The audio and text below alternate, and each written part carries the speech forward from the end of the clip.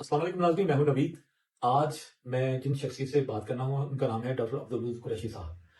6 किताबों के मुसन्निफ़ हैं, सीनियर सहाफ़ी हैं, कॉलम निगार हैं और माशाल्लाह अपने काम में माहिर तज़कियाकार हैं। इनसे आज बात करते हैं। सर अस्सलाम वालेकुम। सर, अभी पाकिस्तान की जो शमूलियत है बोर्ड ऑफ पीस में, उसको आप किस नज़र से देखते हैं? अच्छा, बुनियादी तौर पे मसला फ़लस्तीन जो है बड़ा गंभीर मामला है। जी। पाकिस्तान का एक मौक़िफ़ है और हमारे बानी जो हैं पाकिस्तान के कायद-ए-आज़म मोहम्मद अली जिन्नाह रहमतुल्लाह अलैह उनका एक मौक़िफ़ है। उसके मौक़िफ़ से कोई आदमी हट नहीं सकता। जी। ये मुमकिन नहीं है। अब उसके बाद ये देखना है कि हमारे पास उसके सॉल्यूशन क्या है, उसका हल क्या है।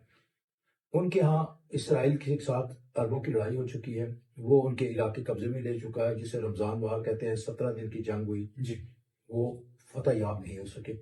लिहाजा फ़लस्तीन पर मुज़ालिम बढ़ते गए। इसराइल ने अपने आप को जहाँ न्यूक्लियर पावर बना, मिज़ाइल लिए और सारी दुनिया से उन्होंने असला इकट्ठा करने का अपने आप को टेक्नोलॉजी में इतना एडवांस कर लिया कि अब फ़लस्तीनियों को उनसे बचाने के लिए किसी मुल्क के पास इतनी कैपेसिटी या कैपेबिलिटी नहीं है, या अगर किसी के पास है तो इख्तियार नहीं है। इख्तियार नहीं है कि उनसे उनकी जान छुड़ाई जा सके। लिहाजा आप देखें कि गजा में क्या हुआ कि वो मुसलसल बमबारी, बिल्डिंगें बिल्कुल उसने कचरा कर दिया। हजार लोगों को, कई लोगों के तो जिस्म जो है वो जी, बिल्कुल। गर्द गुबार बन के उड़ गए। अब ऐसी सूरत में एक चीज जब सामने है कि एक मुआहिदा हुआ है पीस का, अमन का, वो किसी आदमी की दिलचस्पी से, किसी आदमी की कोशिश से हुआ। जी। अगर हम कहें कि वो भी नहीं है, फिर हम उससे लड़ते भी नहीं, तो फिर उनको मरवाओ।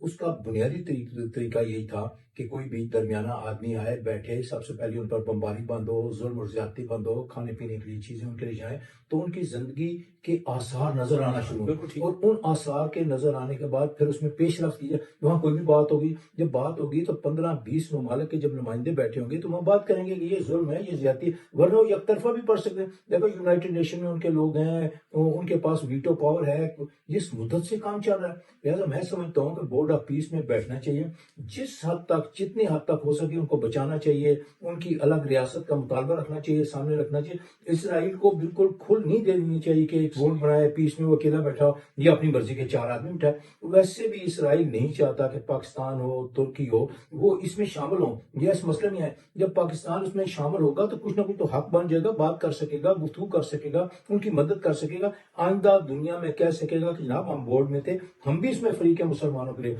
तो कायद आजम का जो ख्वाब था कि उनकी मदद करनी चाहिए, इस हवाले से हम कर सकेंगे। अच्छा सर, मैं पाकिस्तान की जो इम्पोर्टेंस है पूरी वर्ल्ड में और स्पेशली मुस्लिम दुनिया में, वो तो अपनी एक अलग हैसियत रखती है। अब अक्सर ट्रंप जो है पर्सनली पाकिस्तान को यानी कि इंटरेस्टेड है कि शामिल हो, मगर इसराइल नहीं चाहता। एक एक चंद गोलियां हैं इस बारे में सर आप क्या कहेंगे? नहीं सर, देखें, दुनिया में कोई भी मजलूम का साथी नहीं होता, कमजोर का साथी नहीं होता। पाकिस्तान ने 1971 का मामला हुआ या कारगिल का मामला हुआ, इंडिया ने सारी दुनिया में ये बात फैला दी कि मैं ही सुपर पावर हूँ और मैं जब चाहूँ घुस जाऊँ, घुस के मारूँ, घुस के करूँ। अब उसका ये घुस के मारना, जो पाक फौज, जो पाकिस्तान ने एयरफोर्स ने जो उसकी जो यानी दुर्गत पिटाई बनाई की है। है, जी बिल्कुल। जो पिटाई की है, दुर्गत बनाई है, इस पर तो सच्ची बात है, एयरफोर्स को, पाक का फौज को इस पर सलाम है कि उन्होंने किया। दुनिया में पाकिस्तान की इज्जत बढ़ी है।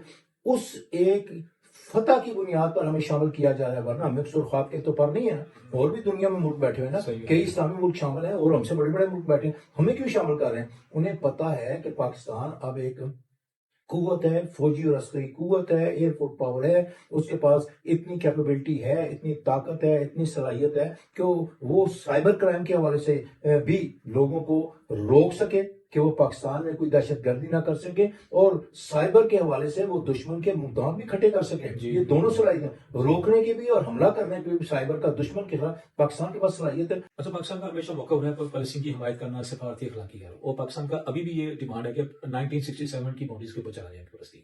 तो क्या ये एक्सेप्टेबल बात है इसराइल को, ये इंटरनेशनल हो सकेगा? नवीद साहब, देखिए, ये मुमकिन है, लेकिन ये बताएं कि मसला कश्मीर पर हमारा इंडिया से तनाज़ा है। जी। क्या यासर अरफात और उनकी तंजीम हमारी हामी रही है?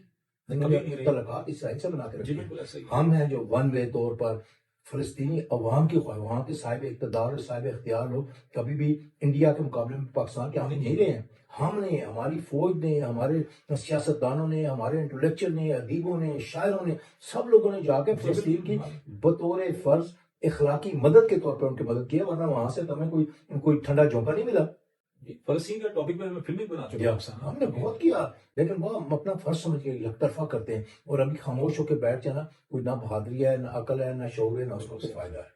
بہت شکریہ سر آپ کا، آپ نے بہت اچھا واقعہ دیا۔ ناظرین، جیسے آپ نے ہمارے سینئر جرنلسٹ عبدالودود قریشی صاحب، ان سے آپ نے ان کی باتوں سے استفادہ حاصل کیا ہوگا یقیناً، اور ہمیں کمنٹ میں اپنا ضرور اپنا دیجیے گا فیڈ بیک، تو انشاءاللہ نیکسٹ پروگرام میں شامل ہوں گے انشاءاللہ۔ السلام علیکم۔